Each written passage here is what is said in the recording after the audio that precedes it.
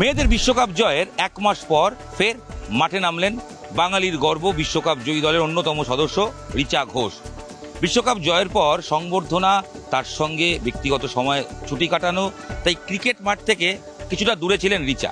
তবে অবশ্যই আবার ফিরতে হবে মাঠে, সেই কারণে ব্যাট হাতে নেমে পড়া বাঙালি কন্যার। মাত্র 22 বছর বয়স, তাই সামনে অনেকটা পথ যেতে হবে। বিশ্বকাপ জয় হয়ে গেছে, অনূর্ধ্ব 19 বিশ্বকাপ তিনি জিতেছেন, WPL জিতেছেন। তবে এবার লক্ষ্য টি-20 বিশ্বকাপ সিনিয়র দলের হয়ে। আর সেই কারণেই এক মাস পর সল্টলেক যাদবপুর ক্যাম্পাসের মাঠে নেট বোলারদের নিয়ে দীর্ঘক্ষণ ব্যাটিং অনুশীলন করলেন রিচা। রিচা শুধু অনুশীলন করলেন নয়, তারপরে মুখোমুখি হলেন নিউজ 18 বাংলা। এক্সক্লুসিভ সাক্ষাৎকারে ডিএসপি রিচা কি জানালেন, আসুন শুনে নি। আমাদের সঙ্গে রয়েছেন ডিএসপি রিচা। নতুন একটা দায়িত্ব, ওই মুহূর্তটা যখন রাজীব কুমারের হাত থেকে ওই ক্যাপটা নেওয়া ডিএসপি, ওই মুহূর্তটা ঠিক কিরকম ছিল? অলরেডি ছবিতে আমরা সবাই দেখেছি। ডিএসপি রিচা ঘোষের অনুভূতি ভালো লাগছে, কেন কি লাইক আমার ছোটোবেলায় ক্রিকেটের পরে আমার যেটা করার ইচ্ছা ছিল, লাইক আর্মি বা পুলিশ, যে কোনো কিছুতে আমার আসার ইচ্ছা ছিল। তো পুলিশ যখন জবটা পেয়েছি, যখন মমতাদি জবটা অফার করলো, আই থিঙ্ক তখন খুব খুশি হয়েছিলাম। অ্যান্ড যখন জয়েনিং করছিলাম তখন আরও খুশি হয়েছি। আমি শুনেছি রিচা ছোটবেলা থেকে এই পুলিশ বা আর্মি এইগুলো হতে চায়, যেটা তুমি এখনো বললে।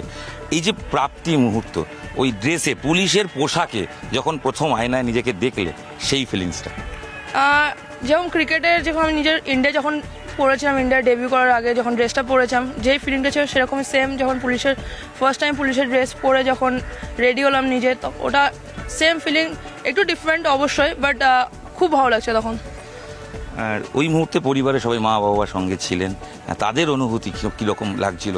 এবং অবশ্যই মুখ্যমন্ত্রীর যখন ঘোষণা করেছিলেন ইডেনের সংবর্ধনা অনুষ্ঠানে, সেই সময় তো আমি দেখেছি তুমি কি বলবে একটু মানে বাকরুদ্ধ ছিলে। বাট এই যে প্রাপ্তি, তোমার প্রতিক্রিয়া?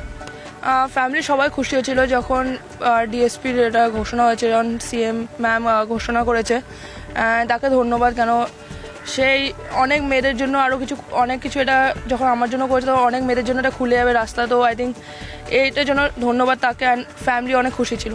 রিচা, বিশ্বকাপ হয়ে গেছে, এক মাস হয়ে গেল, এবার আবার প্র্যাকটিসে নেমে পড়ো, আবার নতুন একটা জার্নি শুরু, কারণ লক্ষ্য একটা, টার্গেট ফুলফিল। এবার রিচা লক্ষ্য, এবার আমাদের টি-20 ওয়ার্ল্ড কাপ আসছে, তার আগে অনেকগুলো সিরিজ আছে, WPL আছে, সব কিছু আছে, বাট লক্ষ্য হচ্ছে টি-20 ওয়ার্ল্ড কাপ, যেটা ইংল্যান্ডে আছে। অন্যরকম ফিলিংস হচ্ছিল না?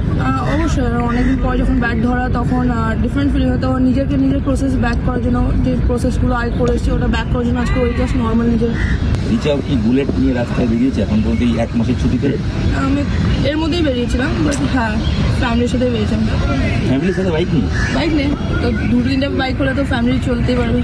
এক মাস পর ব্যাট হাতে রিচার অনুভূতি, আবার ক্রিকেট মাঠে ফিরে ঠিক কি করলেন, যেরকম জানালেন, মুখ্যমন্ত্রীকে ধন্যবাদ জানালেন, যেভাবে তার সাফল্যে মুখ্যমন্ত্রী পাশে ছিলেন।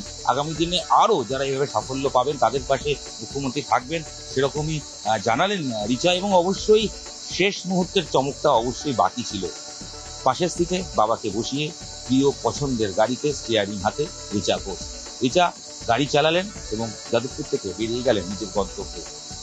কলকাতার সবচেয়ে পছন্দের কাজ হচ্ছে ফাঁকা রাস্তায় বাইক নিয়ে বেরিয়ে পড়া, না হলে পছন্দের গাড়িতে বাবা বা পরিবারকে নিয়ে কলকাতার রাস্তা ঘুরে বেড়ানো। তাই শেষ মুহূর্তের ভিডিওটাও আপনাদের জন্য এক্সক্লুসিভ তোলা থাকলো, দেখুন এবং অবশ্যই রিচার ফ্যান হিসেবে শেয়ার করুন। ক্যামেরায় সৌমেন দাসের সাথে ইরণ রায় বর্মন, নিউজ 18 বাংলা।